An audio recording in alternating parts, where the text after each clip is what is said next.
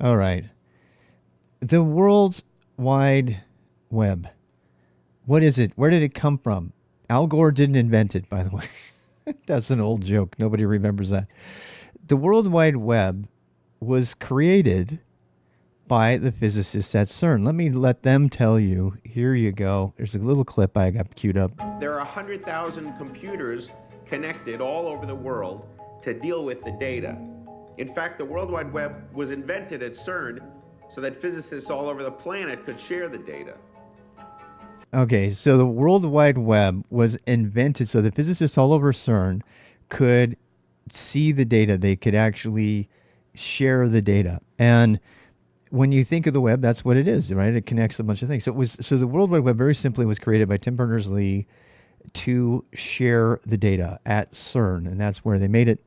And another interesting fact that a lot of people don't know is that the web fundamentally was created to replace email. And this is actually going to become very interesting later on in your knowledge about web documents and things like that. When you learn about things like the multi-type internet mail exchange, MIME, and a bunch of these things that you may not care about now, but it is extremely interesting. And almost nobody talks about this when they talk about HTML and web development and where it came from and blah, blah, blah. But I find it extremely interesting, even if this video is a little bit longer than some. So I'm not going to get really deep down into it, but let me just tell you how the web came to be. So we'll tell you a story. I like stories. So the story goes like this, and I actually lived through this time, right? So once upon a time, raise your hand, by the way, if you're an old fart and you're in here watching this, you're in the comments, raise your hand if you remember using email in something called Eudora. Or, I mean, the very first use of the internet before there was a World Wide Web was email. And there were other things. There was a thing called Gopher, which some of you might laugh about now, but it's becoming popular because it's not so, corrupted by, div soup, as you'll see. You'll understand the term div soup later, I promise. And a lot of people don't know that the very most important thing when the internet first came out was email. And everybody was exchanging email, physicists, university students. I was in the university when that came out, and we all had an email address. And my goodness, if you had an email address, if you had an email address on your business card, you were cool. Oh my God, you were like the coolest thing ever. And you could say, what? You actually put it in? I mean, seriously, people thought it was really cool. There was no World Wide Web yet, right? So how did people communicate? So first of all, they didn't have to wait for snail mail, which, by the way, the Postal Service in America had an active campaign to get rid of the word snail mail because it was pejorative and, anti-establishment and stuff. You weren't even born. So email was getting exchanged. And if you know what email is, and a very, very, I mean, I can break an email down for you, but we can do it with our hands here. So at the top of an email is a bunch of headers. They call them key value pairs, MIME headers, MIME, and they are multimedia internet mail exchange. What they are is a key, in other words, a word that's separated with a colon. And then after that, I'm doing it backwards, but after that, there is some value, right? So there's a key and a value. Key value pairs, as you'll hear people say. Those headers in an email would then go down to a point, and then you get to a blank line. And then the first blank line is the beginning of the body. So every email has this stuff at the top, right, the header, and it has this stuff at the bottom. There's Usenet. Usenet, again, built on email. In order to understand the stuff that people are talking about in the chat, you need to understand email. So this entire thing, the World Wide Web, the internet, everything, all started with email. And this format for how an email, a text document, was sent to the world continues today to permeate every part of our system. And when we start talking about the terminal, it'll be really fun. It's another video. When we start talking about how to use the terminal, you'll still see the influence of the teletype machine. Yeah, that's right. So it's kind of fun, even if you're not a nerd, to understand the origins of these technologies so that you can see where they came from and where they're going and where they might go. There's a lot of interesting things there. So this all started with email. And email has a header, multiple lines with no blank lines, with key value pairs separated by a colon.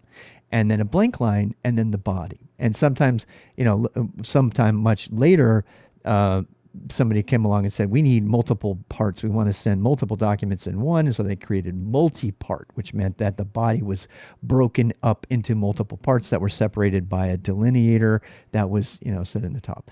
Now, do you need to know that to make a basic website? You don't need to know that. But you need to know that the web came from email. Somebody mentioned Usenet. So, but I mean, yeah, there's also AOL and CompuServe. So all of the bulletin board services are pre-internet. They technically don't count as internet. They were not a part of the internet. CompuServe, AOL, all of that. If you've ever heard of that, those are all they were great, things. But they were technically, you would log into that bulletin board and it was isolated from everything else. So the World Wide Web was the first opportunity to actually share data across servers. That you just stand up a server, put it on the internet, and you're now a member of this World Wide Web, right? So let's get back to the email thing. How did email get communicated, right? So you would have a program that this is important because this is going to impact how you understand the World Wide Web fundamentally. And you may already know all of this stuff, but I just want to spell it out. So when you go to send an email, now today you go on your phone or you go to a web page or something like that, right? But when email first came out, you had a program that you used to write your email, right? The program could be a command line terminal program like Mutt or Joe, if you remember Pico, or it could be, something like Eudora that's graphical and it has a little text area, and there's Outlook. If you're running Outlook on your computer at work, for example, you're still kind of using that old school idea of, I've got an application that I am going to write my email in, and it's not connected to anything. I can just write the email there, and it's not until I hit send that it goes someplace, right? And that place that it goes is to a server. Okay, so this is probably time to introduce two terms to you, which you probably already know: client and server. Right. And these terms, you can use whatever kind of mnemonic device to remember them, whether it's like a restaurant or something.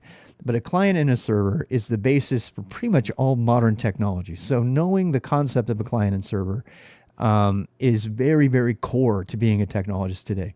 And this is the first time we get to talk about it. Right. So when you had a Eudora email client there, maybe that terminology makes more sense to you now. Maybe you've heard it before.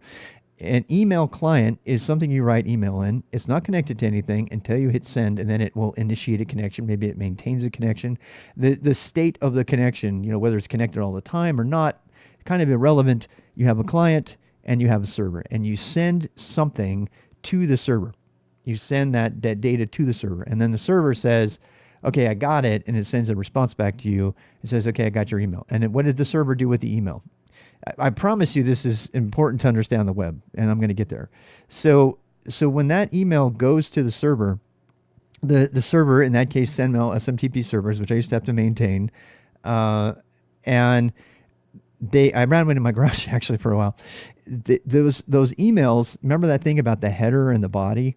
The header and the body, in the case of SendMail, would be separated, and all of the headers would go into the file system. And we haven't talked about file systems yet, but it would be saved onto the hard drive of the server, right? And the server was largely a thing that, you would log into from the command line using a terminal. There wasn't a lot of graphics there. The server is kind of an enterprise-y kind of big thing that deals with all the emails coming in. And I'll tell you a story, if you ask nicely one day, about the time that I shut down the corporate email server thinking I was turning my computer off for the day. Ask me about that story someday and why I didn't get fired. It's a fun story. So, because I was on a Linux laptop, so the server contains all of the email, right? And depending on, there's big fancy names for all of this, mail transfer agent, mail, whatever. But ultimately, you can just think of this big computer that's got all the emails on it, right?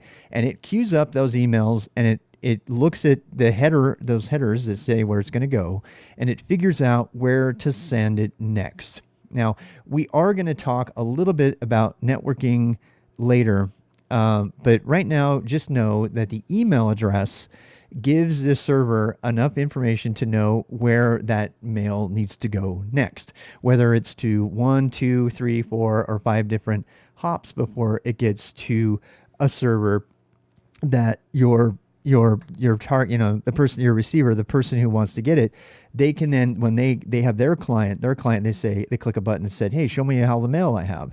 And at the time, the client would log into their server and say, do I have any mail? And if it does, it automatically downloads the mail. And anybody who's used email today knows about this whole synchronization thing. If you're using an email client app on your phone or on your computer. Now, since the invention of the World Wide Web, all of this stuff kind of happens on a website now. You have instead of having a separate app for sending email, which you could still have, and I suggest you get, actually, by the way, particularly ProtonMail, which we'll talk about, in order to do mail securely.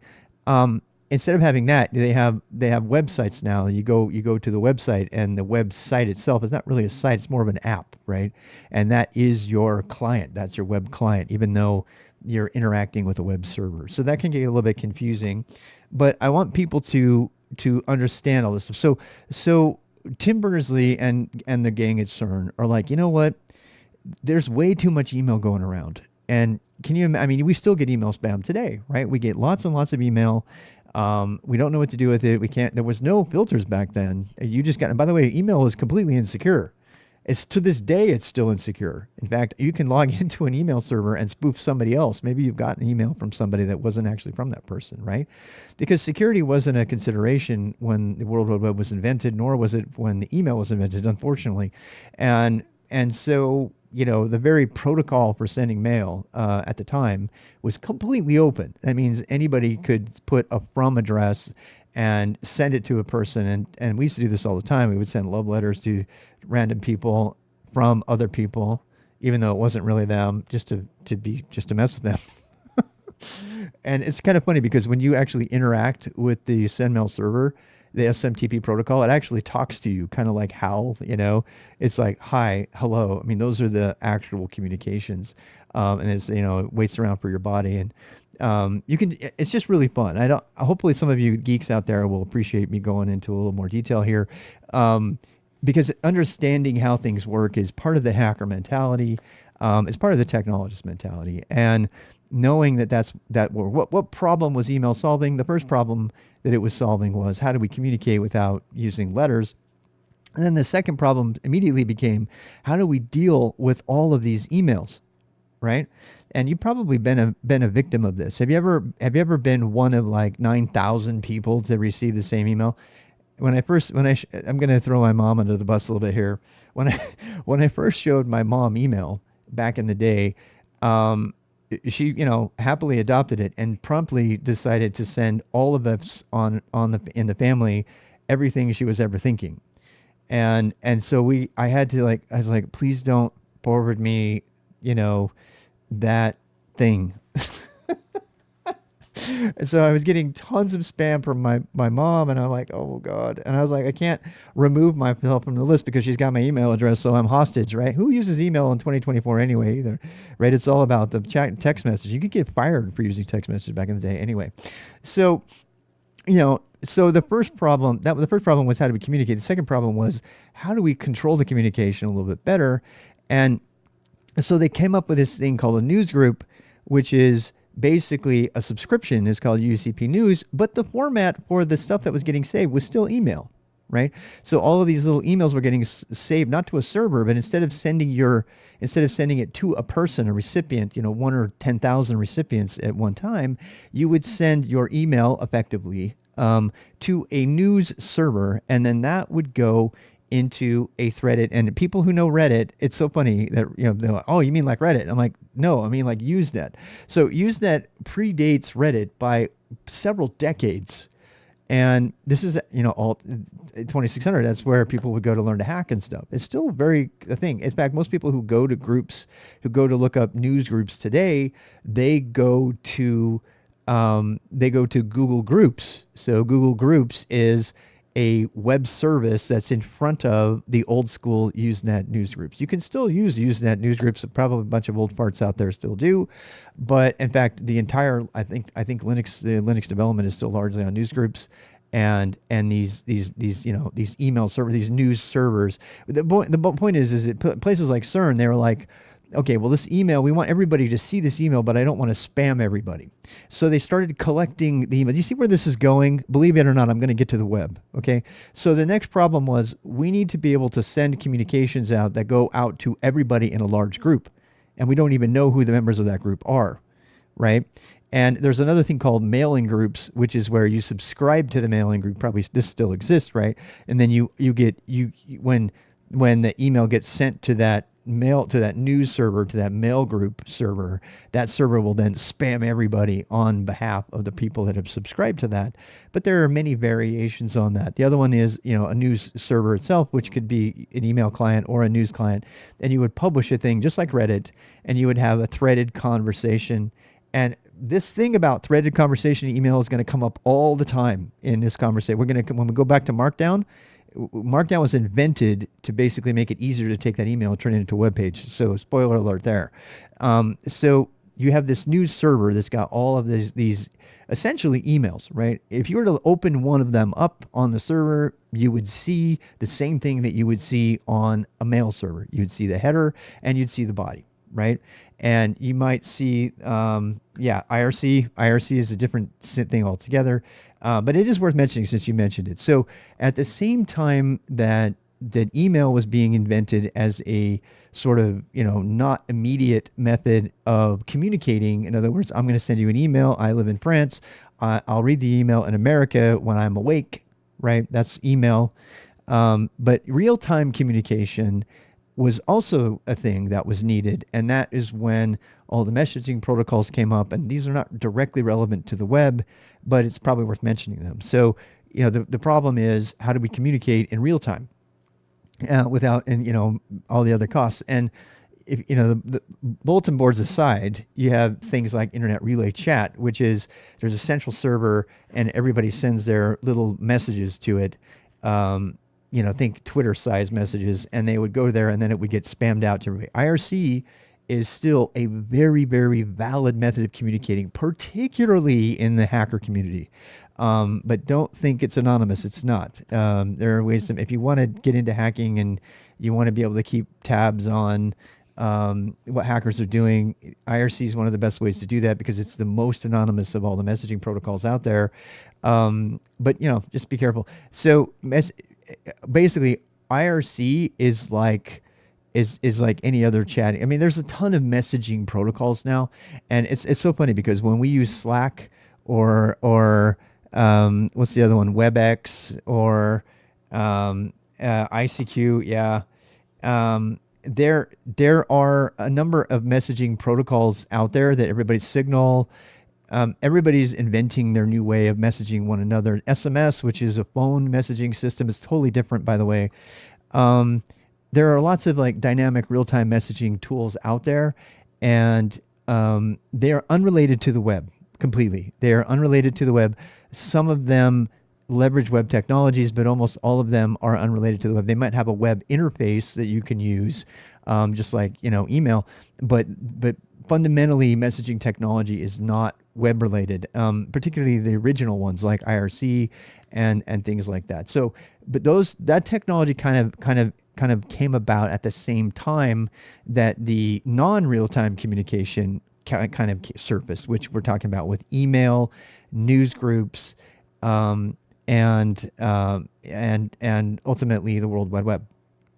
Okay, so these were fun times.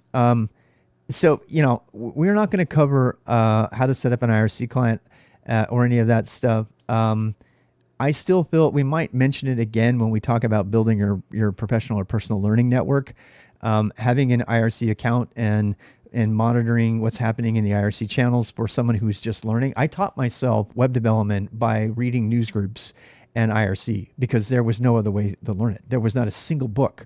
I would go to Barnes & Noble every week and there was no books on it for a good 2 years. And I was able to get a job doing web development, being the web developer for FiberNet back in, when it was 1997 or something, when I had not even done anything else actually earlier than that.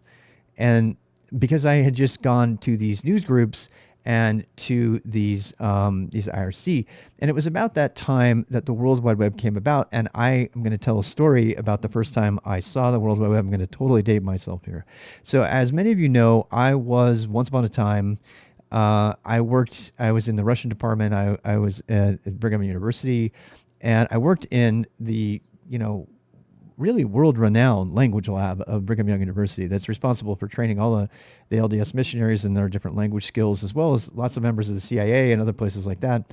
And while I was in the language lab there, and I was, writing different language software and helping people get to use their computers and all that stuff, I was and using Eudora and Gopher, which is I'm not even going to talk about it. Go Google it. Google Gopher. That used to be big fights. So there used to be a big technology debate about whether Gopher or the web was going to win. Which one was going to be the method of communicating collaboratively about stuff? Which thing was going to be the content distribution system for the world, for humanity? And people would fight like tooth and nail over Gopher versus web versus World Wide Web. And obviously the World Wide Web won, mostly because pictures. Honest to God, mostly because pictures, and I would argue porn. I'm just going to say it. You can go back through history, and porn has been one of the things that has pushed technology past all the other ones. Anyway, so we won't dwell on that. But the World Wide Web came about. I remember I was working in the internet's for porn. So the internet was actually invented. This is why I'm doing this historical, thing. The internet was not invented for porn. It was probably used by porn. It probably grew really fast for porn, but it's not the way it was created.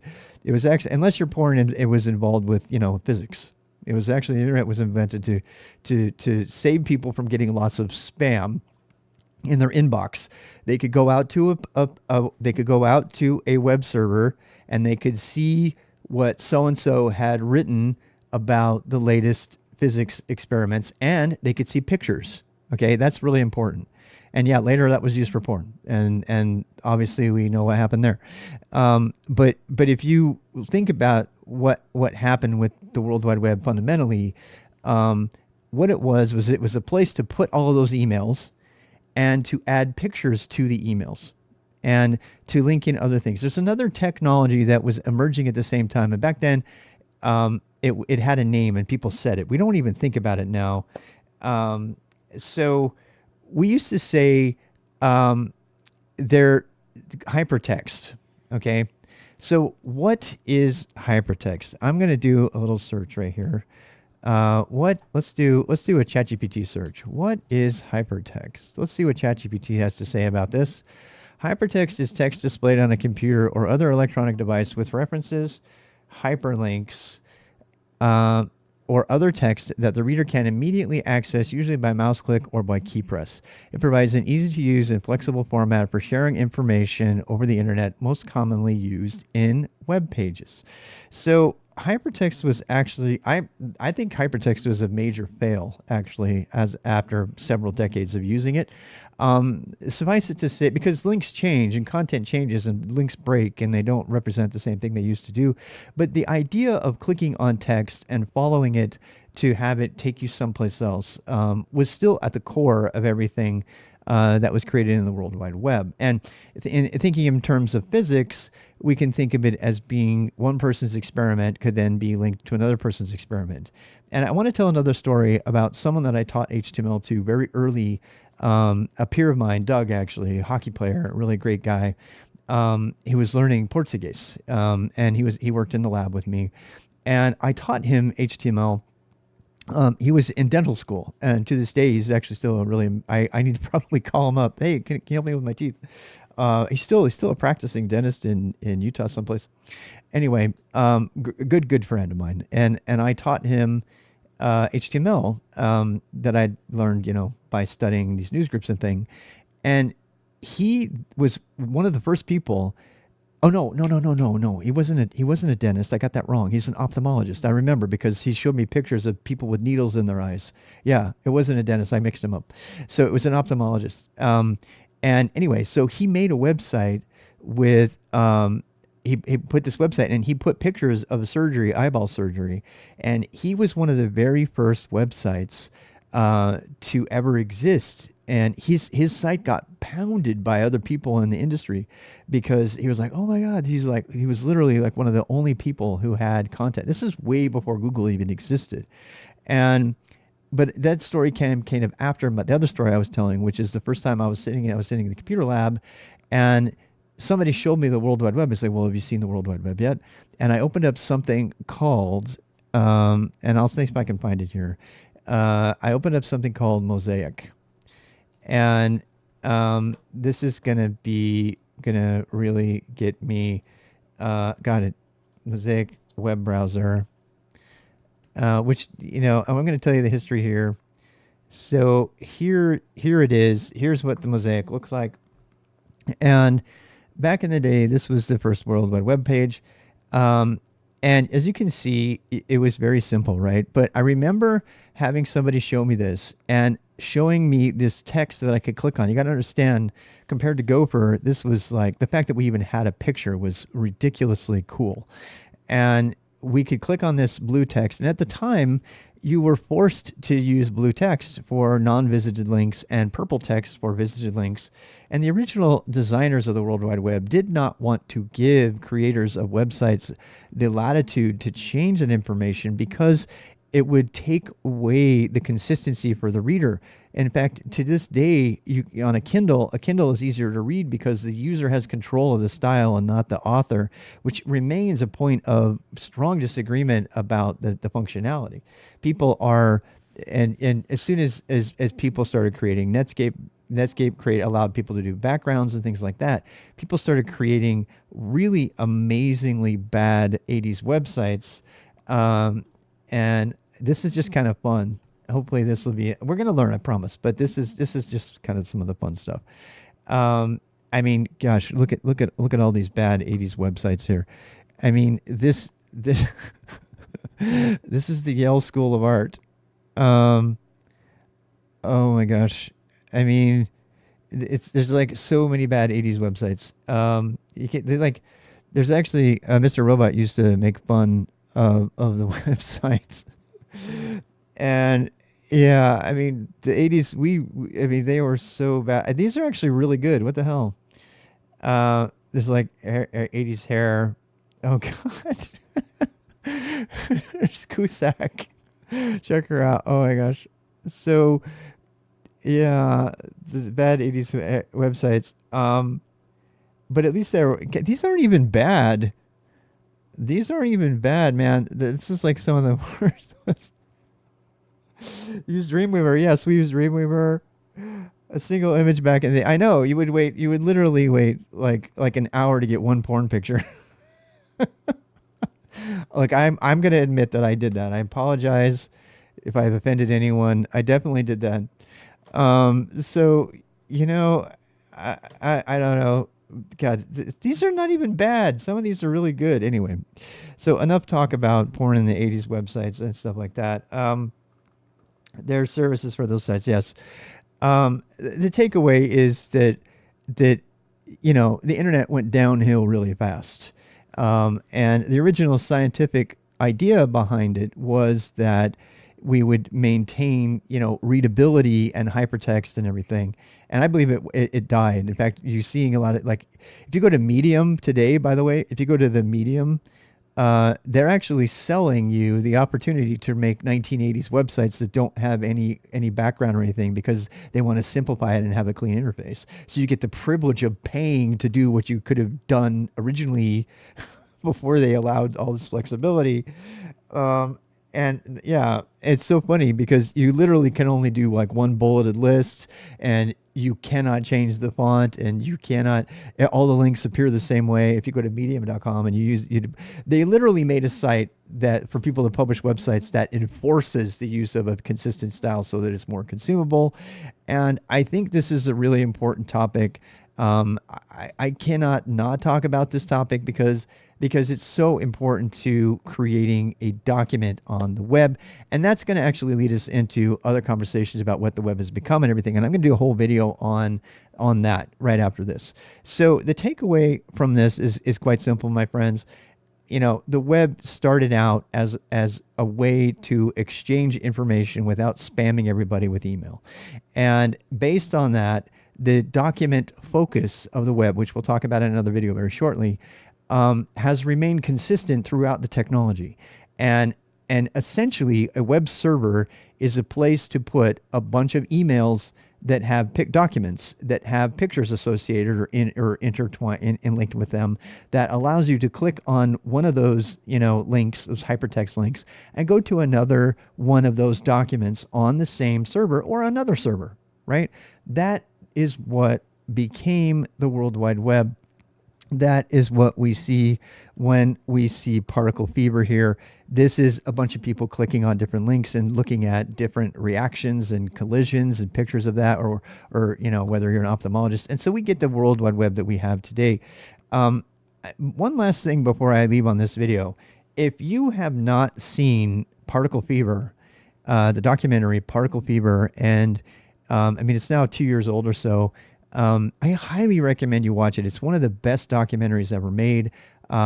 When I ran SkillSec, I gave people extra credit for watching it and writing just a simple web page about it. So many things have come to our world through science, through NASA, through CERN, and things like that. And so the World Wide Web, which, you know, Tim Berners-Lee put together as a way to exchange these documents in a way that could be clicked on and viewed without downloading pictures separately, that became the basis of what we do every day. You're watching, and including YouTube, including Reddit, all of it. It all started with a bunch of scientists trying to figure out how to not spam each other and be able to just go see pretty pictures intermixed with text on a server that they could go to anytime. So that's the history. I knew this video would be kind of long. Hopefully you fast forwarded through it. But you're going to see this document focus throughout the rest of these videos. So I had to go there. I had to show you where it came from. Hopefully it's been fun.